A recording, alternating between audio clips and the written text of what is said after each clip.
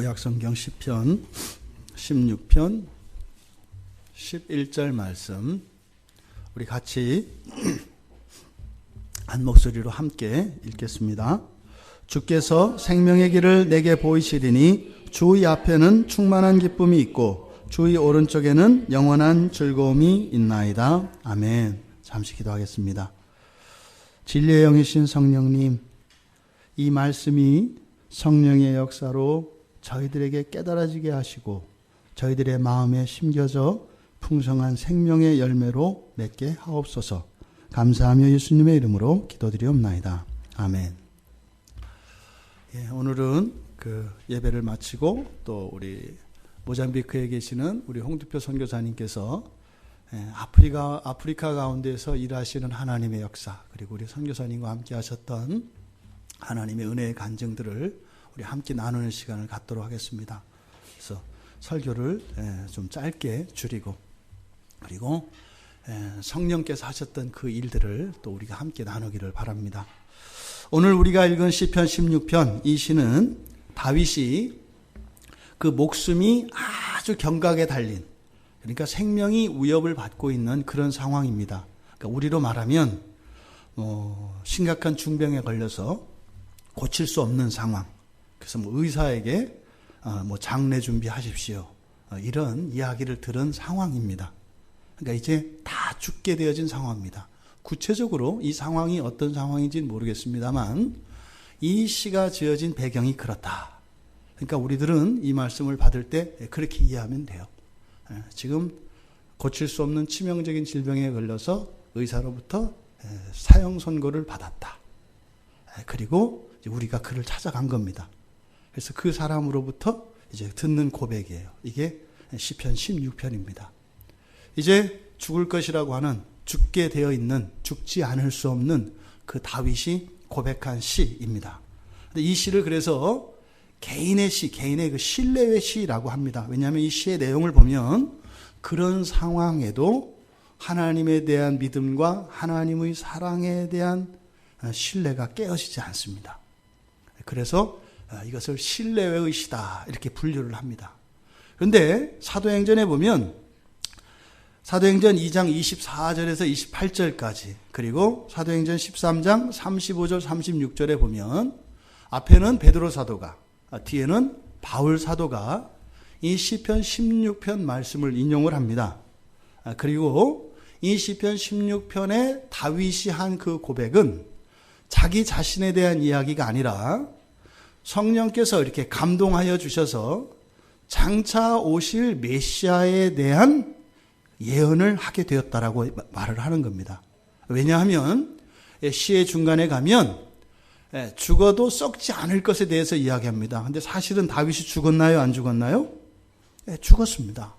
죽어서 무덤도 있습니다. 그런데 그 시에서 다윗이 고백한 그것은 이제 성령 충만하여서 자기의 신앙을 고백하던 가운데 성령께서 다윗을 완전히 사로잡으시고 그의 고백을 통하여 장차 오실 메시아의 부활, 그 메시아의 부활에 대한 놀라운 예언을 선포합니다.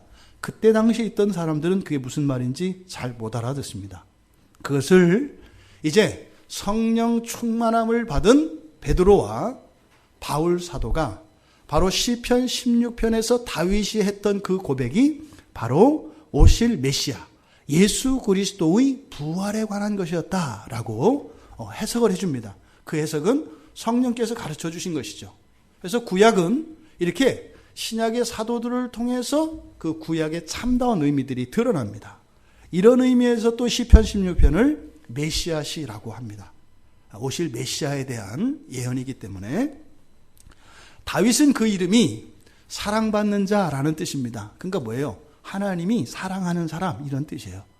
하나님으로부터 사랑받은 사람, 이름이 그렇습니다. 그 이름과 이름에 어울리게 다윗의 생애는 하나님께 특별한 사랑을 받았던 사람입니다. 여러분, 특별한 사랑을 받으면 그 사람은 어떻게 될까요? 특별히 사랑하게 됩니다. 사랑은 그런 겁니다. 사랑은 이렇게 일방적인 사랑, 짝사랑 이런 게 없습니다. 하나님이 여러분을 얼마나 사랑하세요? 독생자 예수 그리스도를 여러분을 대신하여 내어주실 만큼 사랑하시거든요. 그럼 여러분은 하나님을 어떻게 사랑할까요? 여러분의 모든 것을 다 내어줄 만큼 하나님을 사랑하십니다. 지금 우리는 그렇게 되어가는 중이죠. 지금 이 상태로는 우리가 그럴 수 없습니다. 하나님보다 나를 더 사랑하고 영원한 그 나라보다 썩어질 이 세상을 더 사랑하게 되어 있는 것이 우리입니다. 그래서 훗날 우리가 그리스도가 그러하셨던 것처럼 완전히 우리의 모든 것을 다 드려 하나님을 완전히 사랑할 때가 있을 것인데, 그때에도 그 사랑이 우리의 공로가 아니라 하나님의 은혜로 말미암은 것임을 잊지 않도록 오늘날 우리들로 하여금 이렇게 죄 가운데 내버려 두시고 이런 일들을 경험하는 겁니다. 그러니까 우리들이 지금 일상에서 겪고 있는 이런 죄들과 부끄러움과 이런 죄책감들은 사실은 종말론적으로 보면 무엇을 위한 것이라고요? 우리 안에 있는 하나님을 향한 그 완전한 사랑의 이유가 우리에게 있지 않고 하나님의 은혜로 그렇게 되어준 것이다 라고 하는 것을 부인할 수 없도록 우리가 명심하도록 그렇게 허용하시는 것이다. 다윗이 하나님을 그렇게 사랑했고 특별한 사랑을 받았습니다만 여전히 그도 범죄합니다. 타락을 합니다. 그러면은요, 하나님 앞에 부끄럽고 죄송하고 심지어는요, 죄책감으로 인해서 떨 때도 있었습니다. 그런데 놀라운 것은 이 다윗이라는 사람은요, 부끄러워도 하나님을 피하지 않아요. 두려워도 하나님의 낯빛에서 자기 얼굴을 돌리지 않아요. 이거는 뻔뻔함이나 무모함이 아닙니다. 그 하나님의 그 사랑이 무엇인지 알기 때문에 마음속에 드는 거리끼는 마음들과 두려움과 이런 거리감이 올 때도 언제나 하나님을 바라보고 하나님께 갔던 사람입니다. 이 시편 16편에서 나오는 이 고백은 하나님이 다윗을 얼마나 사랑하였기에, 그리고 하나님의 그 사랑을 받으면 사람이 어떻게 변하는 것이고 그 마음에 어떤 고백이 나오는가를 알 수 있습니다. 그러니까 지금 우리가 하나님의 사랑의 방식에 대해서 살펴보고 있는데, 하나님은 우리를 어떻게 사랑하시는지, 그리고 하나님이 그 사랑을 하면 하나님의 사랑을 받는 자들에게는 어떤 일이 일어났는지를 우리에게 알게 합니다. 그래서 이미 나의 삶과 내 안에 일어나 있지만 나는 누리지 못하고 깨닫지 못하고 있는 그것을 이 시를 통하여 우리가 깨닫고 우리의 권리, 하나님이 그 사랑과 함께 우리에게 주신 그 유익을 깨달아 그것을 누릴 수 있도록 성령께서 또한 오늘 이 시간 우리들에게 은혜를 내려주실 줄 믿습니다. 1절을 보시면 하나님이여 나를 지켜주소서 내가 주께 피하나이다, 이렇게 하면은 기도하는 내용이지 않습니까? 그렇죠? 그러니까 지금 이렇게 내가 죽게 되었으니까 제 목숨 좀 살려주세요, 뭐 이런 겁니다. 주님을 의지합니다, 살려주세요, 이런 겁니다. 근데 이 구약 성경을 헬라어로 번역한 70인역 번역은 이걸 이렇게 미래 시제로 나타내지 않아요.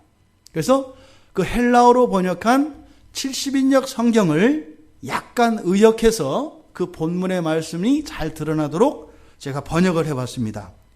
시편 1편을 이렇게 70인역은 이야기합니다. 지난 날에도 나를 지켜주신 하나님, 나를 지켜주소서. 왜냐하면 제가 여전히 당신을 소망하기 때문입니다. 이것이 다윗의 고백입니다. 과거의 다윗은 하나님께 도움을 받았던 그 기억을 떠올리고 있습니다. 그리고 이제 당신은 죽을 것입니다 라고 하는 이 선언을 들은 다윗의 마음속에 과거에 경험하였던 하나님의 구원과 사랑, 그것을 의지해서 하나님께서 이 생명의 위협에서 지켜주실 것을 믿고 있습니다. 죽게 되었다는데 마음속에는 나는 안 죽겠네라고 하는 믿음이 생겨나는 겁니다. 현실은 죽을 수밖에 없는데 나는 죽을 수가 없네라고 하는 확신이 일어나는 겁니다. 다윗도 모릅니다. 이것이 과거 다윗이 지금까지 살아오며 경험하였던 하나님과의 그 사랑에서 떠오르는 겁니다. 어쩌면 이 이전까지는 다윗에게 없던 겁니다. 이 절대절명의 위기에 닥쳐있는 다윗의 마음속에 이 봄의 꽃봉오리가 펴듯이 뽕 하고 편한 겁니다.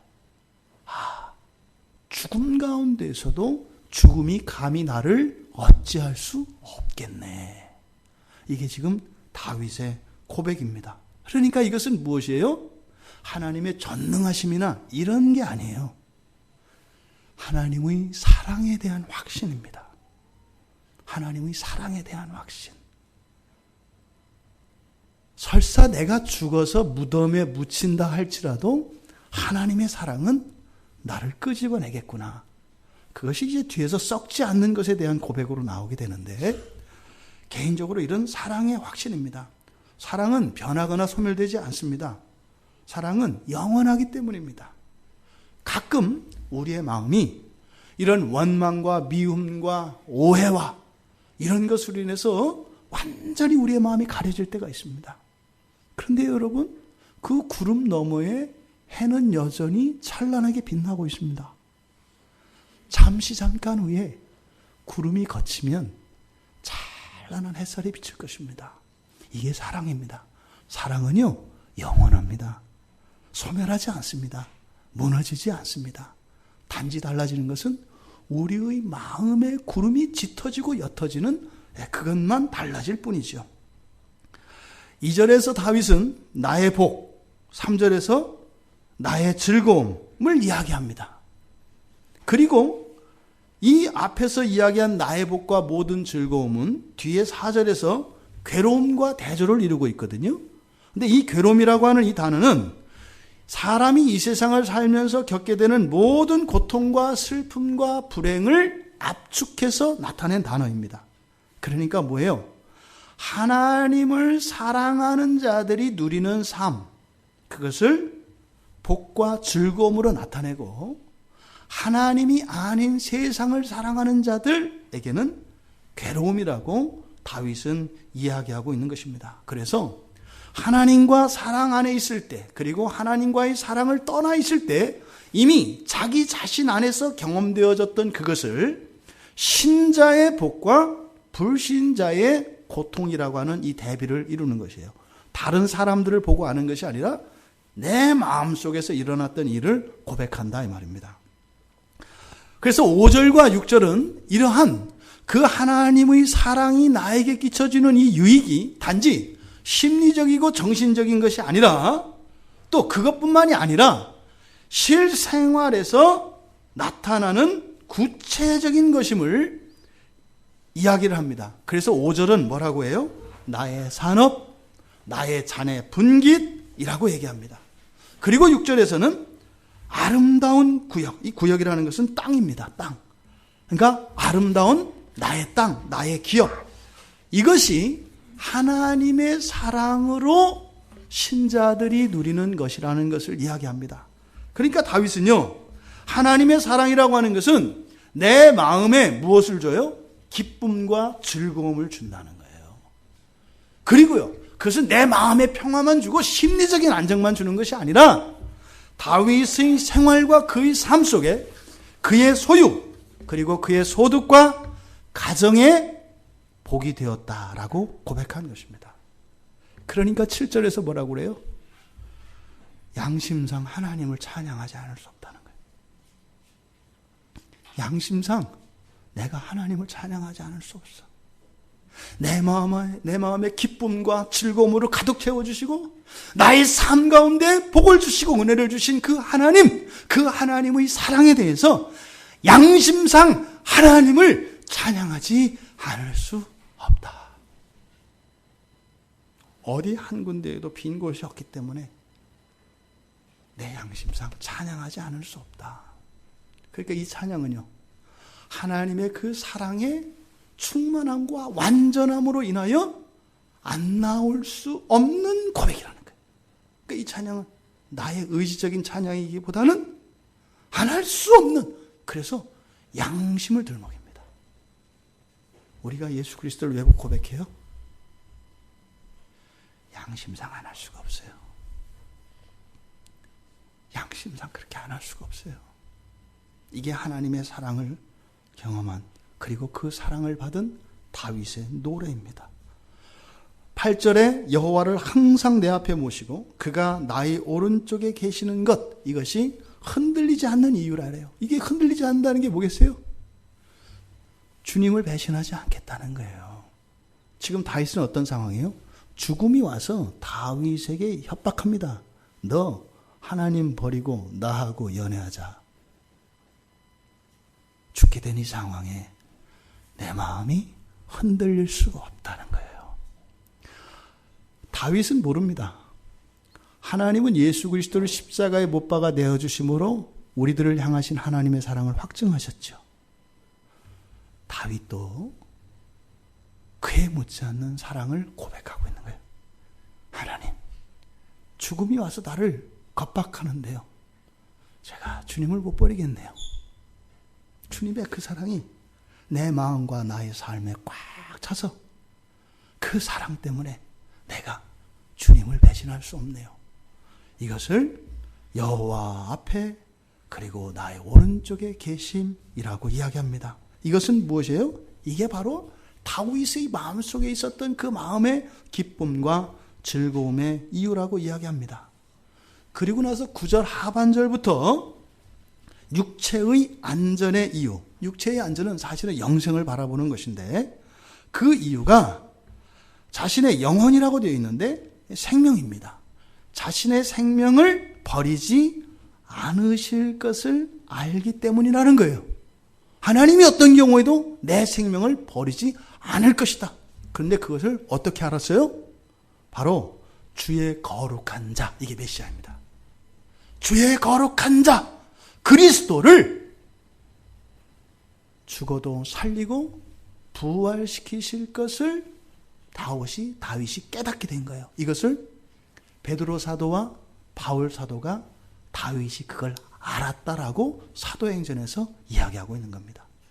그러니까요, 메시아가 죽고 다시 사실 그 부활에 있다면 나는 그와 함께 거룩한 성도가 되었기 때문에 나 또한 그의 부활에 참여하여 내 생명은 영원할 것이라고 하는 믿음을 고백하고 있습니다. 그리고 우리가 읽은 이 11절은 이 시편 16편 전체의 결론이면서 앞에서 마음으로 누리는 기쁨과 즐거움, 그리고 삶으로 누리는 이런 복과 은혜들, 이런 것이 바로 하나님의 사랑으로 자신이 누린 것이라고 하는 것을 고백하면서 이 11절의 이 말은 바로 하나님의 사랑을 받았던, 그리고 하나님을 사랑했던 그 다윗의 삶 속에 있었던 그 사랑이 어떻게 나타났으며 또 그 사랑이 다윗에게 어떤 유익이 되었던가를 총정리하고 있는 내용입니다. 11절을 다시 한번 읽어보겠습니다. 주께서 생명의 길을 내게 보이시리니 주의 앞에는 충만한 기쁨이 있고 주의 오른쪽에는 영원한 즐거움이 있나이다. 이거를 70인역 성경을 또 다시 보면 이렇게 되어 있습니다. 나에게 생명의 길을 알게 하셨사오니 당신은 당신의 임재와 함께 나에게 기쁨을 채우실 것이며 당신의 우편에 있는 즐거움을 영원히 채우실 것입니다. 11절에서 하나님이 다윗을 사랑한다는 게 무엇이라고 이야기했어요? 생명의 길을 알게 하신 것이라고 말해요. 하나님이 날 사랑한다는 게 뭐냐? 하나님이 여러분을 사랑한다는 게 뭐예요? 다윗은 그것을 구체적으로 이야기하는 거예요. 하나님이 날 사랑한다는 증거. 여러분 부모님들이 여러분들을 사랑한다는 증거가 뭐예요? 있단 말이에요. 그게 지금 대답 못하는 사람은 글쎄 그동안 날 사랑했나? 이제 이런 생각할 가능성이 많아요. 구체적으로 이래서 사랑하지요라고 대답 못하는 사람은 내가 그 생각을 못하고 지금까지 살아왔네? 이럴 가능성이 많아요. 다윗은 하나님이 다윗을 사랑하는 것을 어떻게 알았다고요? 생명의 길을 알게 해주신 것, 이것을 통해서 하나님이 나를 사랑하는구나, 이거를 확실히 깨달았다는 거예요.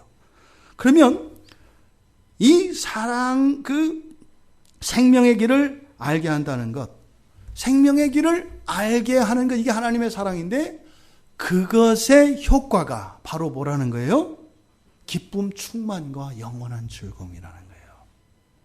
지금 다윗 속에 꽉 차 있는 게 이거예요. 기쁨, 충만과 영원한 즐거움. 하나님 사랑을 받으면 이게 이렇게 된다는 거예요. 그러니까 이게 지금 다윗이 말하는 기쁨, 충만과 영원한 즐거움이 뭐냐? 구체적으로 지금 뭐 이런 거다 이렇게 얘기할 수는 없어요. 얼마든지 또 비유할 수는 있겠죠. 하지만 그게 뭔지는 알아요. 뭐예요? 지금 다윗은 어떤 상황이라고요? 죽음을 눈앞에 두고 있다고요. 죽음이라고 하는 것은 그냥 산다, 죽는다 이런 게 아니에요, 여러분. 죽음, 성경에서 죽음이라는 말이 나오면 어떤 거예요? 이 세상에서 겪을 수 있는 모든 고통과 슬픔과 공포와 어려움과 힘듦과 불쾌감, 이 모든 것들이 다 합쳐지고 가장 큰 것을 죽음이라고 간단하게 말하는 거예요. 죽음은 끝, 이런 의미가 아니에요. 성경에서 말하는 죽음은.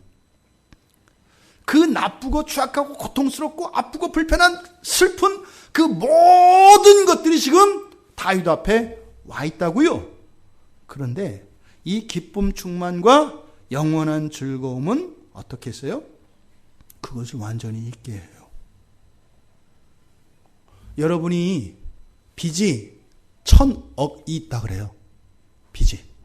근데 빚이 여러분들에게 하나도 걱정이 안 된대요. 그럼 무슨 말이에요? 여러분들에게 그것보다 더 많은 재산이 있는 거죠.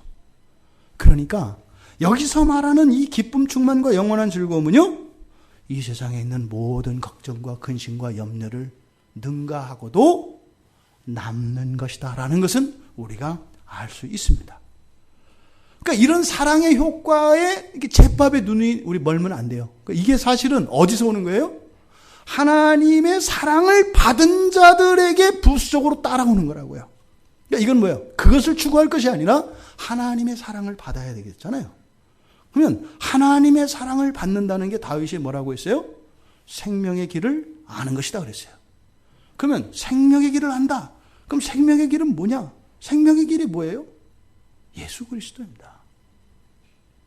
예수 그리스도입니다. 예수 그리스도를 안다면 그 사람은 하나님의 사랑을 받았다는 거예요. 하나님의 사랑을 받았다면 지금 다윗이 한 이 고백이 우리들의 내면과 삶 속에 이미 와 있다는 것입니다. 다윗이 누린 이 기쁨 충만과 영원한 즐거움, 이것은 예수 그리스도를 아는 모든 이들에게 동일하게 주어져 있습니다. 여러분의 삶 속에 그리스도와 함께 주어진 그 사랑의 유익이 여러분들의 삶 가운데 누려지기를 바랍니다. 여러분들이 열심히 수고하고 일해서 얻는 것이 아니라 이미 주어진 그것을, 여러분들의 삶 속에 누려진 권리로 주어진 그것을 여러분들의 삶 가운데 날마다 누리며 그렇게 양심상 하나님을 찬양하지 않을 수 없는 그런 인생으로, 여러분을 보면 그리스도가 생각나는 그런 복된 인생으로 하나님께 영광 돌리시는 우리 모두가 되기를 주님의 이름으로 축원합니다. 우리 말씀을 생각하며 기도하겠습니다. 예수 그리스도를 아는 것, 그것은 단순히 내가 교회를 다니고 믿고 구원받고 종말에 지옥 안 가고 천국 가고, 예, 맞습니다. 하지만 지금은요, 바로 이 기쁨 충만과 영원한 즐거움이 그리스도 예수와 함께 우리에게 주어졌다는 것입니다. 하나님, 내 마음에 임해 있는, 나의 손에 주어져 있는 이 하나님의 사랑 안에 있는 유익을 누릴 수 있도록 도와주시옵소서. 그래서 구차하고 빈궁하고 쪼잔한 이런 인생에서 벗어나 아무 것에서도 흔들림이 없는 그 하나님의 사랑 안에 거할 수 있도록 은혜를 달라고 우리 같이 기도하겠습니다.